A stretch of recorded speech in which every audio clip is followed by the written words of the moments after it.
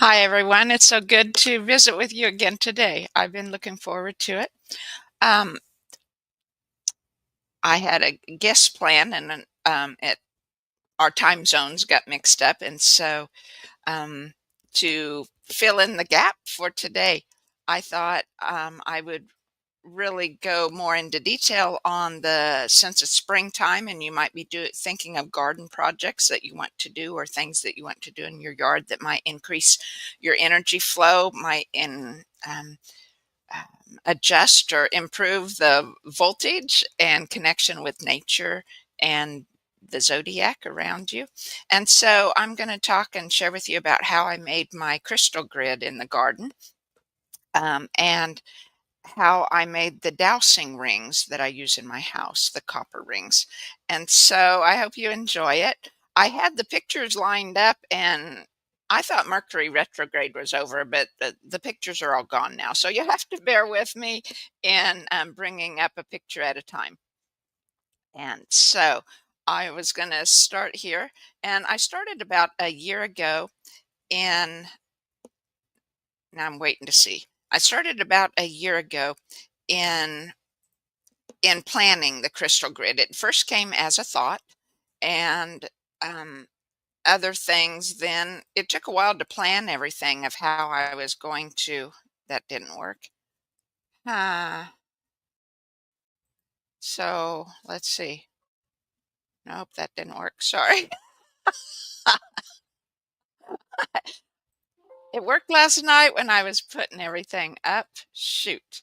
Um,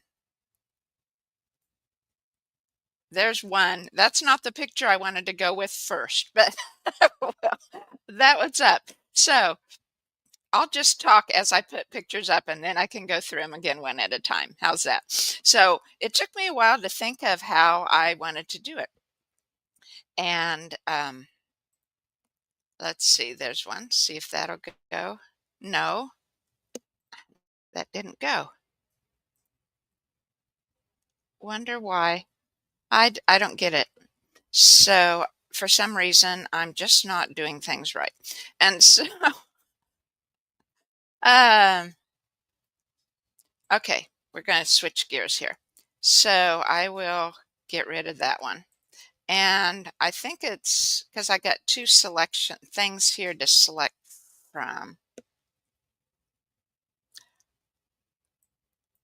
And shoot, I had this, that's, I'll find that later. There. I want to start from this one. Image file. No. Oh, goodness sakes. Anyway, sorry. I apologize but so, and I keep Xing out that screen, and the same one keeps coming back. So it must want, for some reason, the universe wants me to go with these instead. So anyway, I just won't show the others right now.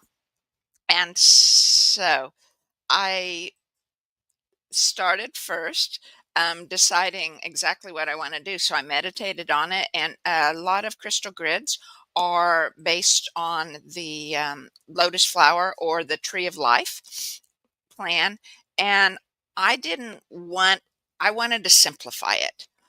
And so it came to me. I was working in my meditation and my learning at the time. It's been a long process of learning for me, several years, to learn about the mindset of abundance versus the mindset of lack, and how money plays into that very much, of course. But so do relationships, and so do your health, and so do that for all our ancestors in their mindset. It's the mindset of God versus the mindset of man.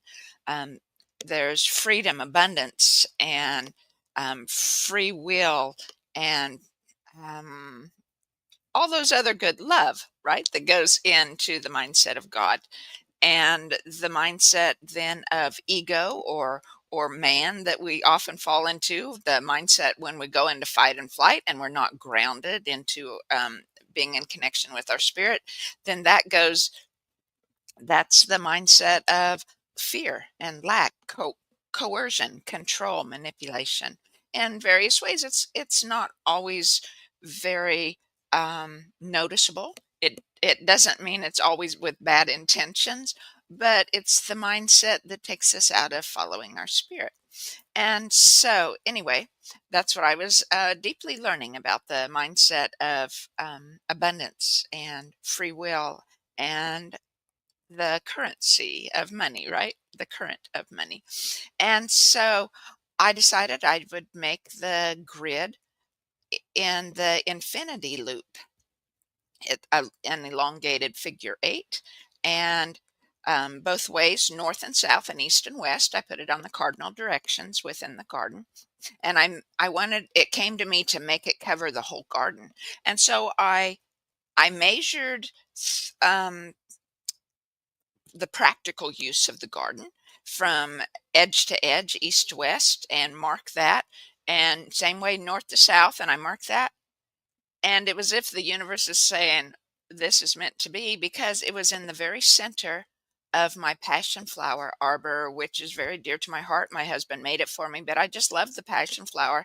I love the tea. I love the intricate, unique, wild flowers that it has, and I love its energy, that the passion of Christ, or the mindset of Christ, which is what I wanted, the mindset of God. And so this is the basis of my crystal grid, the center of the passion flower arbor. And so I decided to make it then the abundance loop, and I knew that I had done electroculture in my garden the year or two before and hadn't noticed a big help with it, but it could have been how I did it. But I knew that if I used a lot of copper in my crystal grid, then it would also enhance the electroculture poles and copper wire that I used in the rest of the garden. And I knew it was for protection, also protection from EMFs around, but I think it was spiritual protection in different ways also, uh, related to the mindset of God, right? And so I'll go with these. So first I dug the holes, and then I'm going to try this one more time here. How come that doesn't X out? There we go. See if I can do it this way. I'll try one more time here, see if I can get the one. No, it's just not wanting to go with that. I don't know. It's just I closed it out and everything, and it's still coming back the same screen. So regardless, I dug the holes. They're not very deep. I decided I wanted to bury the crystals in the ground instead of place on top, because I wanted to make it easy for my husband to mow over. And the I also very much wanted a visible reminder, so that every time I walk through my garden and the herb garden and to the passion flower vine, that I would see a visual reminder of all the power and vibrations of the crystal that is there, and my heart's desires for bringing this. And so, anyway, I dug the holes about a shovelful deep, so about like 8 inches deep and maybe an 8 inch around. It was real easy digging at the time of year I was doing it. It was like in the end of June or something, after we'd had nice rains in the spring, and it hadn't got hot enough to bake the earth again yet. And so I dug the holes, and then I put a couple shovelfuls of sand in them as drainage.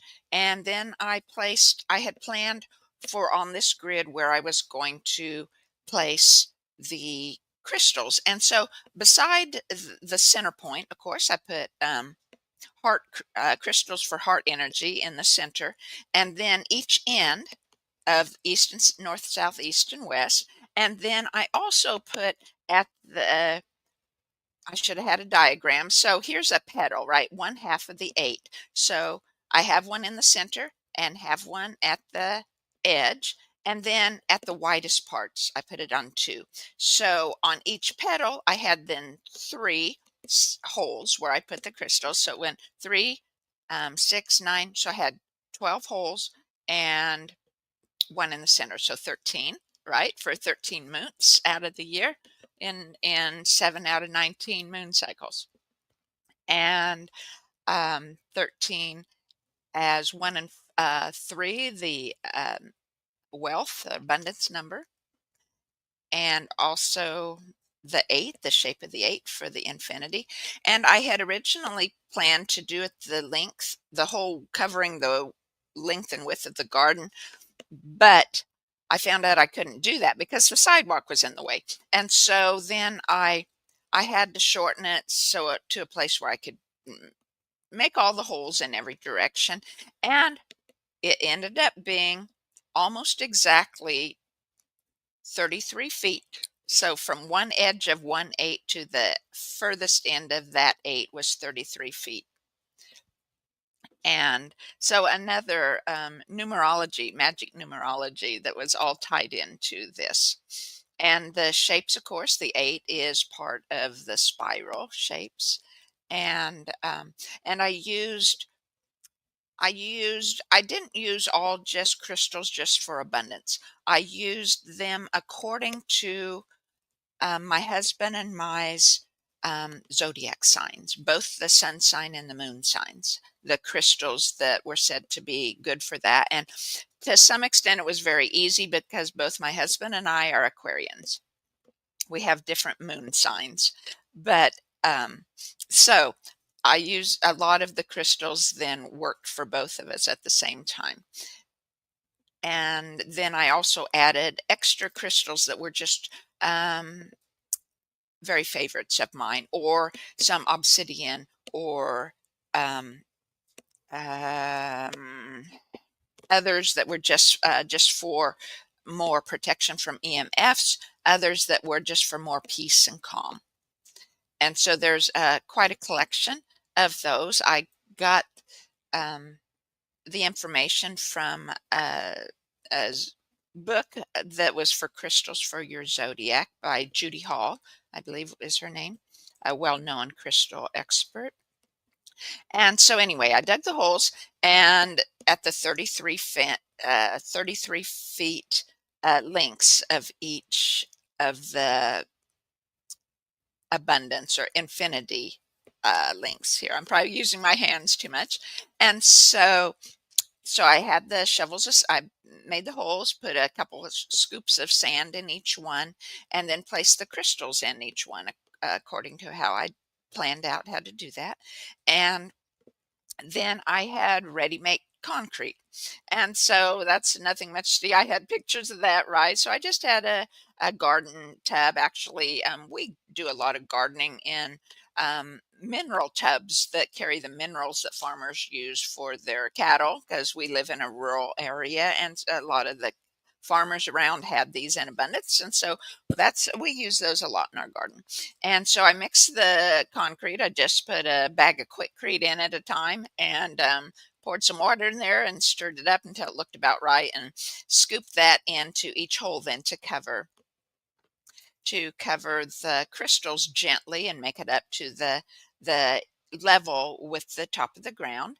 And then I put a placeholder in for my I was going to put in wooden holes in the center wrapped with copper, so it ties in the electroculture. um, but I put a placeholder in each one, which was a length of old copper plumbing pipe that we had around. So I stuck that in the center of each, and I drew an infinity on each one. And I don't know if you could see this or not either. And so there, you can kind of see in this one, this is the center. In the center of the two infinity figure eights, which is in the center of my passion flower grid, I placed a 10-foot copper pole. It's two 5-foot links joined with a piece of copper in the middle that holds them together. And I think I glued that to maybe. Anyway, it was real snug. Didn't need to. I just got those at Menards, one of the big box hardware stores. And It wasn't too expensive. I think each of the 5-foot poles were maybe around $10, something like that. And so it wasn't bad. And then you can see maybe in that hole, the where I placed the pipe, I drew the infinity, and I did that for each of the 13 holes, as the visual reminder, and also more of the sacred numerology and the sacred spiral part that's in there. And then this one, let's see, there. I was going to try to put that up. I don't know how that. Now I want to. Oh, add. There we go. Oh, that was the same one I had before. So, oh, how funny. And so, anyway, then I'll just remove one of them. And so I'll go in and now, how did it do that? And then there, there we go. And so I'll share another picture if I can find one. Then in the, that's in the base, outline poles. Then in the outline poles, you can see I drew the infinity loops there. And then this is a wooden, like a bamboo um, gardening pole. No, it was a dowel. That's what I ended up using, just a dowel stick that I brushed on a natural finish. I'm trying to tongue oil of some kind that I got in the store. I can't remember what kind it was, but it's a natural product, so it's going to protect the wood from the weather but not hurt the ground, right? And so then I wrapped it in copper wire, and I used the same copper wire that I'd used for the electroculture. I had gone with a 16 gauge, just because it was easy to handle, it was easy to use, and it was kind of the mid-range of the expenses for the cost per amount per roll that I got, and so it could do the job, but I wrapped the spiral around each one rather loosely, so it might convey the copper better if I had wrapped it a lot more tight. Uh, Made the, what do you call it, the wraps closer together. But I made a rather loose spiral um, and several wraps around the pole, and then made a little curly Q at the top. At the time I did it, I was going to add a crystal to the top of each one, and I still might at some time. Um, but so that's the outline poles at each of the edges of the infinity loops, as well as the midpoints then of each petal of the 8. And then I'll show you what I did for the top of the crystal grid. And I showed you the pole, and this picture shows, I don't know if you can see it real easy. This is where I put the two 5-foot links together. And so it's just a little piece of copper that links them together. And then um, one more picture here. I was going to show you what I did to the top of the grid at the very top of the pole is a crystal. It was about an inch and a half maybe in length, and so it's at the top of the crystal grid. And you can see there, I did not wrap the entire copper pole with wire. This is just wrapped at the top to secure the crystal on. And one more here. The I did that one. Here's the finished product. If you can see from a distance, this is a close-up of the passion flower. you can see I have small raised beds on either side. I usually grow herbs in those, or I grow quite a number of medicinal plants and weeds and flowers that are medicinals. And so I usually use those. And then my herb bed that's planted in the ground is just to the left hand side of my passion flower vine. So this is kind of like my area of the garden. And then my husband goes a lot bigger on the melons, watermelon and cantaloupes, melons of different kinds, tomatoes and peppers. We also planted a bunch of 100 strawberry plants this year. We used to have a great big strawberry bed, but we've moved lots of times since then and hadn't really got one started. And so we were excited to get our strawberry bed started again. But anyway, this is how the passion vine grows. I started out with just two plants because they were about $10 a piece or something. They were rather expensive at the time. And then so they're planted on either side, and then later I was able to find some plants that were similar or the same variety of the passion flower that I used. So, and then it still didn't cover the whole length of the arbor, which is an 8-foot length. But through the 2 or 3 years since I've had it, then at the beginning of each spring, when the vines start to grow, I take one vine down and spread it out along the ground, the length of the toward the length of the arbor, and then cover it with soil in places, and it forms roots and grows. And then the next year, I have a plant in those. So last year it was full for the first time, and passion flower can be a little invasive. I have it coming up in the raised beds a little bit or on the ground a little, but I either dig them up or leave them because I enjoy it, or I give them to friends, or I've even mailed them before. I mailed one to Long Island, New York, to a friend, April Alexander, who has been on 2 or 3 of my podcasts talking about herbs and trees and medicinals. And so it's growing in Long Island now. And you can see then the copper pole from the bottom right there all the way up to the top at the 10-foot part. And I leave the copper in, the copper pole and the wooden poles with the copper in. Left them there all winter, and they did pretty well.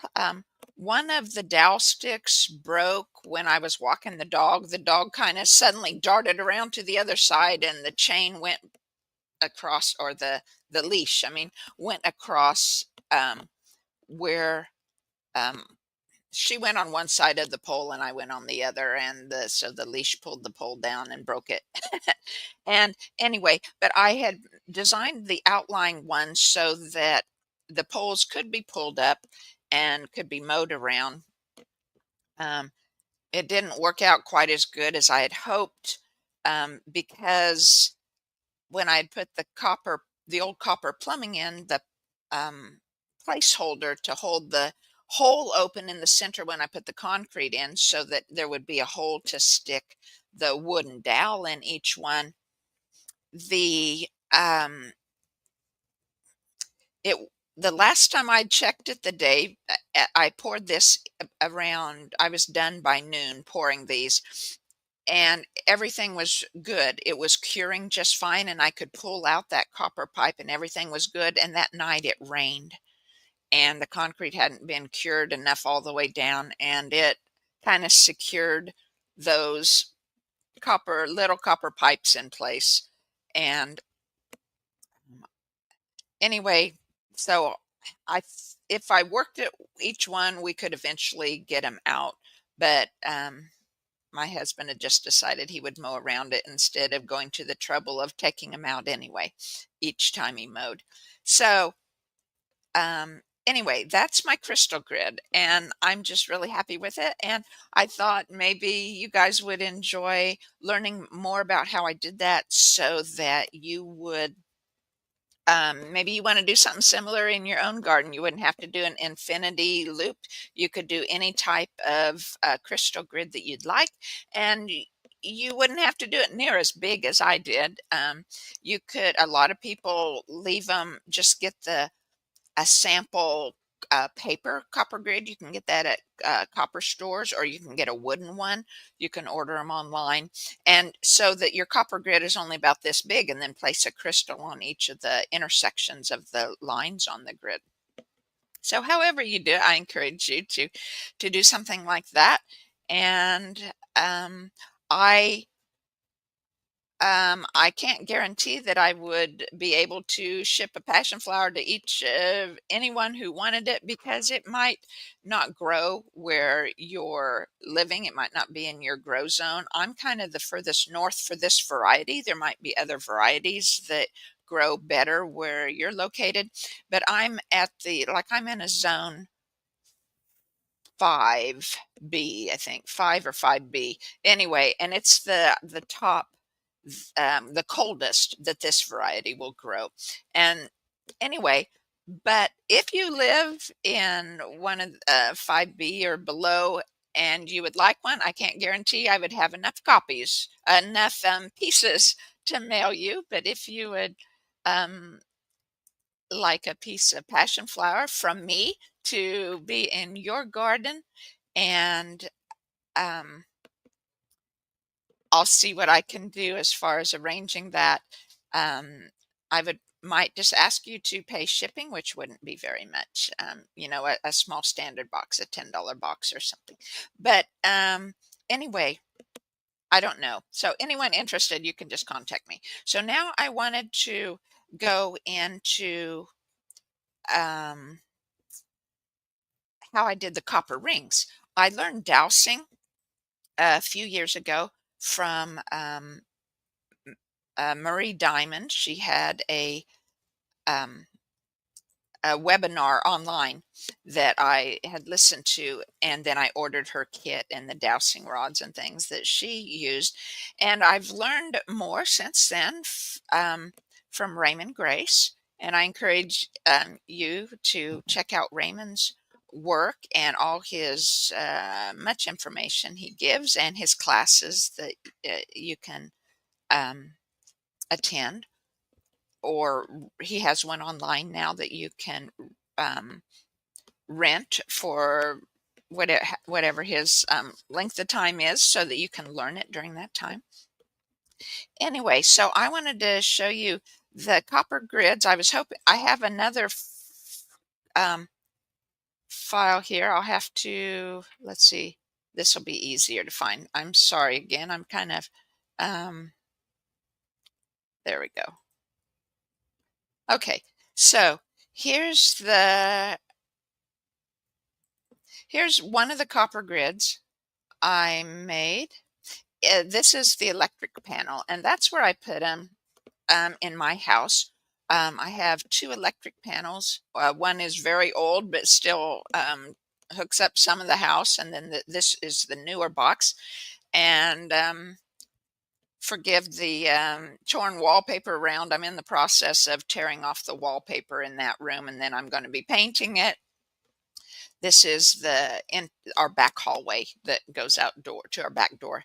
But um, there's you can also place copper rings where your electric hookup is to your house. So it comes to one side of your house, and then here's the wall of your house then, and then you place the copper ring opposite on the inside of your house. And so I did that too. And I'm very sensitive to EMFs and to feeling energies. And it was amazing. Just immediately, I could tell the energy shift once I placed one in, put it in place. It was just amazing. And so you can see this is just I can't remember.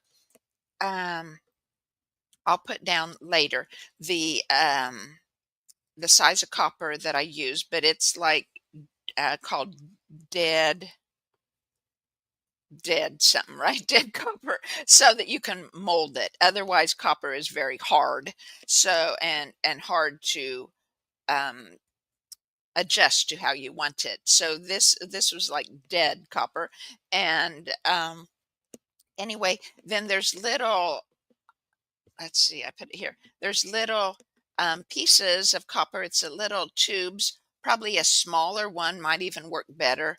But then that's what's placed on all these edges around. I put six in each one for good numerology.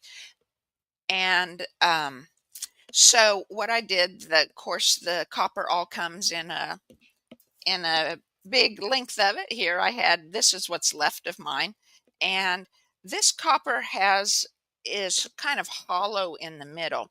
And so when I went to cut it to the length I needed, I didn't use wire cutters. I used a little Dremel tool to cut it clean.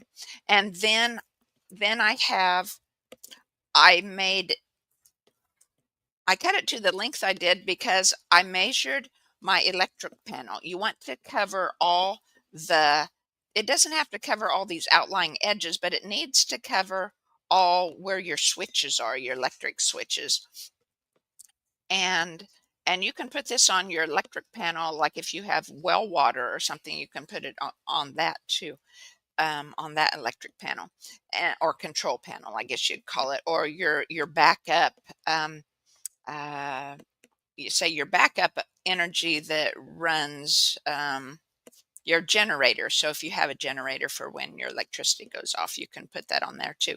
But anyway, so I kind of got a line so I knew what diameter I needed. And then I pulled up online, I just found a converter that converted diameter to circumference. And then I had my inches that I needed. And I then also then you, from your diameter, you'd find your radius, which would be half the circle. And so using the radius, then I put together a cardboard, or I used a rubber mat on the floor and found the center and um, drew the circle around from the a length of the radius. And so you have a circle the size that you need it, and I mark that in a bright colors. And then I use the um, copper, and I would unroll it here, and the length that I needed first, and then I would kind of shape it generally in the size I wanted it. You can kind of see it just stays in place where you want it. But then I taped it down as I went. I just used like the blue painter's tape to secure it to the cardboard or the mat on the line in the shape of the circle that I needed. And so I did that. And when I got all the way around, then I used the little Dremel tool and cut off the second end, right? Or you could measure the whole circumference if you wanted to do that and cut it off that way. And so then you have a length of wire then taped down to your cardboard where you had marked with a marker the circumference that you needed, the circle, right, that you needed. And so anyway, so there's my thing. And then I slipped these six of these little copper rings on and adjusted them, um, uh, spread evenly around the circle, as you can kind of see there on the picture. And then use the painter's tape to tape everything in place and hold it. And then what I did were each of the little the copper tubes were placed on the ring. Then first of all, it was a little bit of a process, but first of all, to convey all the electricity then through the copper, all the energy through the copper, I use what's called wire glue.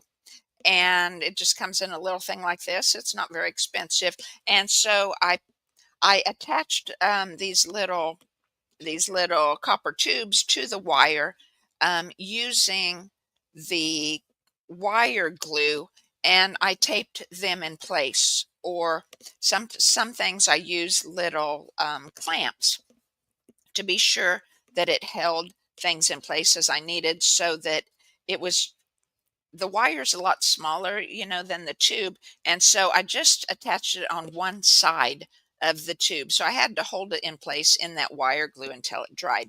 And then the next day when the wire glue was dry, then I took super glue gel, and spread it all around within the tube there wherever the wire touched. And so that it covered that weld with the wire glue so that it would keep everything attached so that the energy would flow through all of it. And then after everything dried, oh, and I also used that wire glue with the ends of the circle where they went together inside the top. You can see. I was pointing with my finger. I don't know if you can see the cursor, but the very top of the copper tubes there at the top of the electrical panel that has the where the two ends meet, and I used the wire glue for that too, and followed by the super glue the next day.